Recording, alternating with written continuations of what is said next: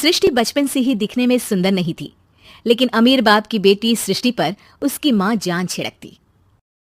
मेरी बेटी कितनी प्यारी है, भगवान सबको सृष्टि जैसी बेटी दे। सृष्टि धीरे धीरे बड़ी होती है। एक दिन सृष्टि की सहेली कहती है, तू दिखने में कितनी अजीब सी है, लेकिन मैं जानती हूँ हम सब में सबसे अच्छी शादी तो तेरी ही होगी। तेरे पापा अमीर जो हैं।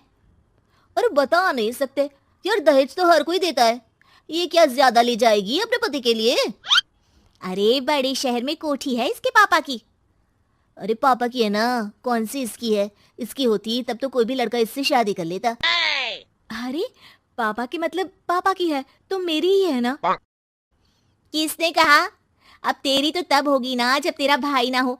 वैसे भी शादी के बाद सारी प्रॉपर्टी भाई के नाम होती है। सृष्टि समझ जाती है कि उसे किसी भी हालत में माँ बाप की सारी प्रॉपर्टी को अपने नाम करना है, लेकिन कैसे? एक दिन सृष्टि का भाई शीनू कहता है, बहन क्या कर रही है? तुझसे एक बात करनी है। अरे हाँ हाँ करना, मैं तो तेरी बहन हूँ। बहन मेरी लाइफ में ना एक लड़की है, बहुत अच्छी है। मैं सोच रहा हूँ माँ और पापा से बात करूँ शादी के लिए। सृष्टि को समझ में आ जाता है कि भाई की शादी होते ही भाभी उसे एक दिन भी घर में बर्दाश्त नहीं करेगी। क्या बात है भाई, बताना कौन है वो? यार वो बहुत अच्छी लड़की है, पढ़ी लिखी है, मेरे साथ जॉब भी करती है। बस एक प्रॉब्लम है। हाँ प्रॉब्लम? क्या प्रॉब्लम है भाई? यार वो शादीशुदा है, लेकिन उसके पति ने उसे सिर्फ इसलिए छोड़ दिया क्योंकि उसके माँ बाप दहेज नहीं दे पाए। सृष्टि ये सुनकर न जाने क्यों खुश हो जाती है। अरे भाई तो क्या हुआ, लड़की तुझे तो पसंद है ना? शीनू को लगता है कि बहन उसे समझ रही है। वो इस बात से अनजान होता है कि उसकी बहन की मंशा पूरा घर हड़पने की है।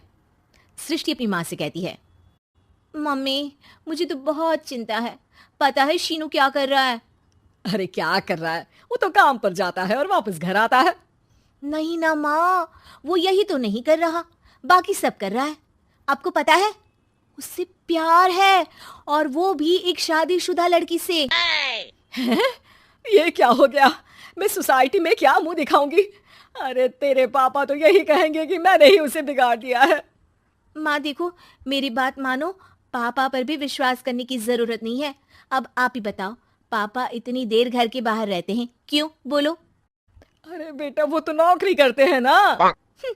तू बहुत भोली है माँ, पापा का ऑफिस तो 7 बजे खत्म हो जाता है, लेकिन देखो कितनी देर से आते हैं। अरे नहीं नहीं बेटा, ऐसी कोई बात नहीं है। सृष्टि माँ को एक औरत से बात करते पिता की फोटो दिखाती है।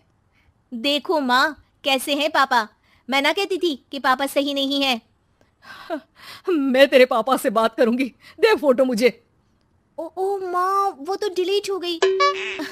लेकिन चल तूने तो देख लिया ना, पापा से बाद में बात कर लेना, और हाँ मेरा नाम बिल्कुल मत लेना। हाँ माँ। अब क्या था, सृष्टि के माँ और पिता के बीच झगड़ा होना शुरू हो जाता है। सृष्टि के मन में क्या चल रहा था कोई नहीं जानता था। एक दिन, माँ सृष्टि के लिए एक लड़का देखा है, वो लोग शाम को उसे देखने आने वाले हैं। और हाँ माँ, एक खुशखबरी, मैं और पापा मिलकर एक नया बिजनेस ट्राई कर रहे हैं। शाम को लड़का आता है, सांवले रंग का।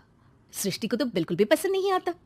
लड़की की माँ कहती है, लड़की का चेहरा तो कोई खास नहीं, लेकिन अगर मेरे बेटे को आप लोग सेटल कर दें तो मैं उसकी शादी आपकी बेटी से करवा दूं। सृष्टि को लड़का बिल्कुल पसंद नहीं था। उसे भाई पर गुस्सा आ जाता है। लड़के वालों के जाने के बाद कहती है, माँ देखा शीनू मेरे लिए कैसा लड़का लेकर आया, न दिखाने लायक न सुनने लायक, सेटल भी नहीं, वो भी हम करे। अरे माँ मैं जानती हूँ ये मेरी शादी किसी भी घर में क्यों करवाना चाहता है। अरे कैसी बात कर रही है बहन, तूने तो देखा ना, लड़के को मैंने ही मना कर दिया तुझसे शादी के लिए। जिसने लड़का बताया था उसने उसकी बहुत तारीफ की थी। बात आई गई हो जाती है, लेकिन सृष्टि का मन शांत नहीं होता। क्या करूं कुछ समझ में नहीं आ रहा। मेरी शादी हो गई तो ये लोग पूरी प्रॉपर्टी शीनू के नाम कर देंगे, मेरे हाथ तो कुछ लगेगा ही नहीं। तभी सृष्टि को आइडिया आता है। वो किसी वकील को फोन करती है। जी देखिए, अगर आपके मम्मी पापा का तलाक हो जाता है तो आपके पिता की आधी प्रॉपर्टी आपकी माँ के नाम हो जाएगी, फिर उसे वो किसी को भी दे सकती है। सृष्टि अब माँ को बेटे के खिलाफ भरती है। माँ शीनू पर नजर रखा करो, वो जिस लड़की के प्यार में है ना वो शादीशुदा है। यहाँ आएगी, सारा पैसा, रुपया, जमीन, जायदाद सब भड़प लेगी। पापा का भी हाल तुमसे छुपा नहीं है। ऐसा ना हो कि मैं और आप एक दिन सड़क पर भीख मांगे। हे भगवान, मैं तो जीते जी मर जाऊंगी अगर ऐसा हो गया तो। ऐसा हो गया नहीं माँ, ऐसा ही होगा। अभी समय है, आगे का सोच लो। मैं तो कहती हूँ पापा से आधी प्रॉपर्टी लेकर अलग हो जाओ। पापा की आधी प्रॉपर्टी भी हम लोगों को अगर मिल जाती है ना, तो अगले 7 जन्म सफल समझो। बेचारी माँ बेटी के कहने पर पति से तलाक लेकर अलग हो जाती है। सृष्टि अब पैसों से गाड़ी और अपने दूसरे महंगे शौक पूरे करने लगी। उसके दोस्त भी उसके पैसे इस्तेमाल करते। सृष्टि, कल तुम कहाँ थी? मैं सारा दिन घर पर अकेली थी। तो मैं क्या करूं? मैंने ठेका तो नहीं लिया है ना तुम्हें संभालने का। माँ को सृष्टि से ये उम्मीद नहीं थी। वो बैठकर रोने लगती है। वहीं उसका पति यानी कि सृष्टि के पिता आ जाते हैं।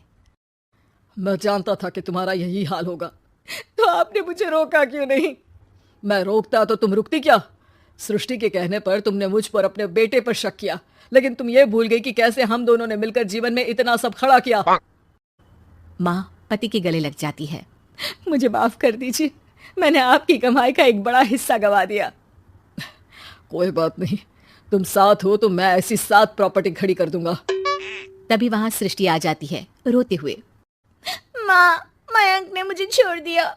वो बोल रहा था जब तक मेरे पास पैसे थे तब तक ही वो मेरे साथ था। पापा, माँ, मुझे माफ कर दीजिए।